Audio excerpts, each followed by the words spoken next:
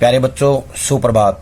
आज हम करेंगे नैतिक शिक्षा का पाठ नंबर 1, जिसका नाम है अभय। अभयम शतव संशुद्धि ज्ञान योग व्यवस्थिति है। दानम दमश्च यज्ञश्च स्वाध्यायस्तप आर्जवम। ये श्लोक गीता के अध्याय 16 से पहला श्लोक है।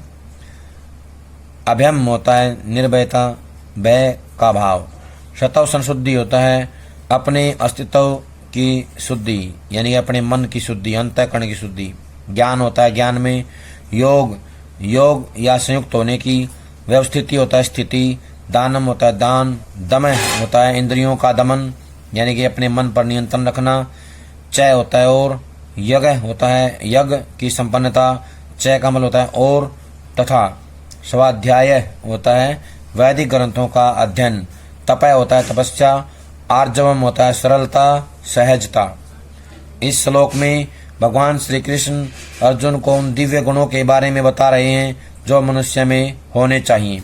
भगवान श्री कृष्ण कहते हैं, भय का सर्वथा अभाव, अंतःकरण की पूर्ण निर्मलता, तत्व ज्ञान के लिए ज्ञान योग में निरंतर दृढ़ स्थिति और सात्विक दान, इंद्रियों का दमन, भगवान देवता और गुरुजन की पूजा तथा अग्निहोत्र आदि उत्तम कर्मों का आचरण एवं वेद शास्त्रों का पठन पाठन तथा भगवान के नाम और गुणों का कीर्तन, सब धर्म पालन के लिए कष्ट सहना और शरीर तथा इंद्रियों के सहित अंतःकरण की सरलता, ये सब दैवी संपदा को लेकर उत्पन्न हुए पुरुष के लक्षण हैं।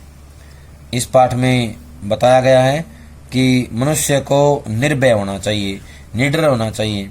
अगर मनुष्य निडर होगा तो उसे जीवन में कभी कोई किसी प्रकार की समस्या का सामना नहीं करना पड़ेगा। अगर समस्या आती है तो उस पे वो सफलता हासिल करता जाएगा, क्योंकि निर्भीक व्यक्ति ही हर समस्या का समाधान निकाल लेता है और सफलता को हासिल करके छोड़ता है।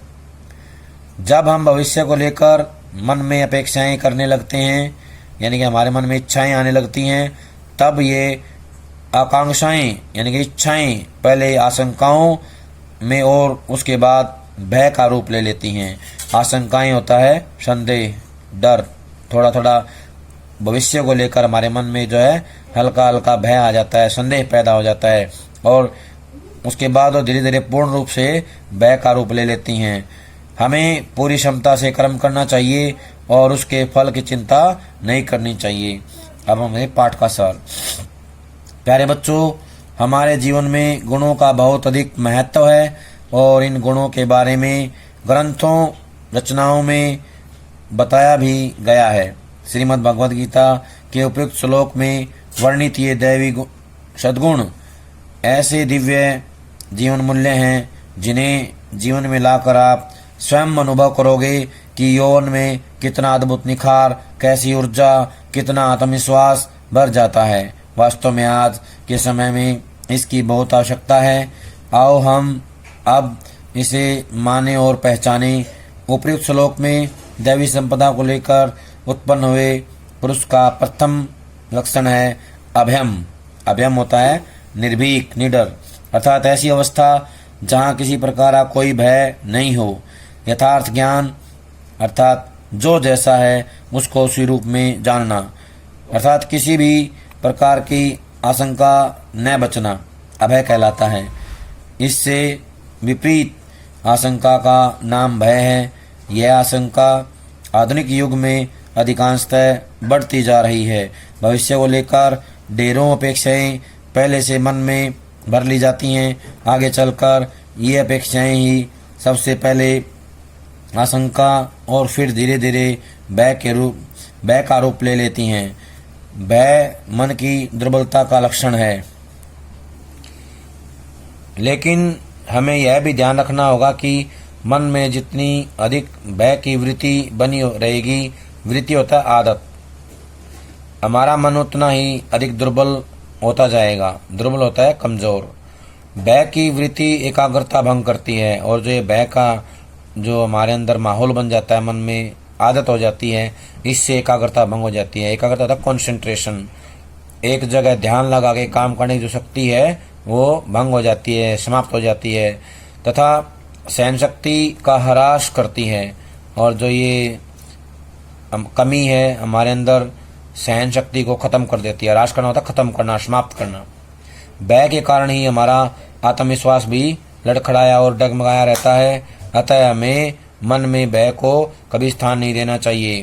प्रियवत्स, आप विद्यार्थी के रूप में भविष्य की अपेक्षाओं तथा चिंताओं को मन में रखकर अपने वर्तमान को मत बिगाड़ें। यानी कि चिंताओं को हमें मन में नहीं रखना है, मन में चिंताएं नहीं होनी चाहिए। अगर ऐसा होगा तो हमारा भविष्य सही रहेगा। अगर हमारे मन में चिंताएं आ गई तो हमारा जो वर्तमान है वो बिगड़ जाएगा। अतीत अर्थात बीता हुआ समय जो हाथ से निकल गया है। भविष्य हमारे हाथ में होता नहीं है, केवल वर्तमान ही हमारे हाथ में है। अंग्रेजी में कहा गया है, past is gone, future is unknown, present is और वन। यानी कि जो भूतकाल है, बीता हुआ है, वो जा चुका है और भविष्य का पता नहीं है क्या होगा। वर्तमान हमारा अपना है, इसलिए हमें इसको संभाल कर रखना चाहिए। अतः इस वर्तमान में आप सब अपने कर्तव्य का उचित ढंग से पालन करो। गीता में हम सबको यही समझाया है, कर्तव्य को ही अपना अधिकार समझकर अपनी ऊर्जा और क्षमता यानी पूरी ताकत को विश्वास पूर्वक उसमें लगाओ। अपने कर्म के फल की इच्छा अर्थात भविष्य की चिंता मत करो, क्योंकि कर्म फल और भविष्य ये दोनों ही आपके वश में नहीं है। यानी कर्म फल और भविष्य को आप अपना ना माने, क्योंकि इनके ऊपर आपका कोई अधिकार नहीं होता है। प्यारे विद्यार्थियों, हमेशा याद रखना कि कर्तव्य निष्ठा मन में विश्वास जगाती है। विश्वास से भरा हुआ मन कभी किसी से भी भयभीत नहीं होता। अभी से यदि भय मन में भर गया तो हम उज्ज्वल भविष्य की कल्पना भी नहीं कर सकते। अतः आप अपनी संपूर्ण ऊर्जा अपने लक्ष्य में लगाओ। अध्यात्म का आधार लेकर भौतिकता के विस्तार में आगे बढ़ो। स्वामी विवेकानंद जी ने कहा है, स्वामी विवेकानंद जी को अपना आदर्श बनाओ, उनकी बातों को अपने जीवन में धारण करो। स्वामी विवेकानंद ने जो कहा है, विवेकानंद जी ने जो बातें बताई हैं, उनको अपने जीवन में अपनाओ। उनकी जो कही गई बातें हैं, उनके आधार पर जीवन को बनाओगे तो अच्छा बनेगा। उनका यौवन बड़ा ही अद्भुत और निर्भीक था। उन्हें किसी भी स्थिति परिस्थिति में कोई भय नहीं था। एक बार तो सिंह के सामने आने पर भी वे घबराए नहीं, लड़खड़ाए नहीं और सिंह भी वापस चला गया।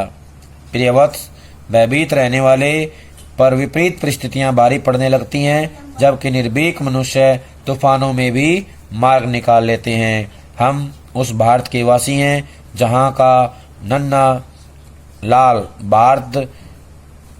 लाल भरत एक सिंह के जबड़े खोलकर दांत गिनने की क्षमता रखता है, जहां का भगत सिंह राष्ट्र की स्वतंत्रता के नाम पर फांसी के फंदे से भी भयभीत नहीं हुआ। श्रीमद् भगवद गीता के इस लक्षण अभयम को पढ़कर अपने भय को छोड़ दें तथा साहस और आत्मविश्वास से भरकर अपने आप को कर्तव्य पथ पर आगे बढ़ाएं या कर्तव्य पथ से जोड़ें।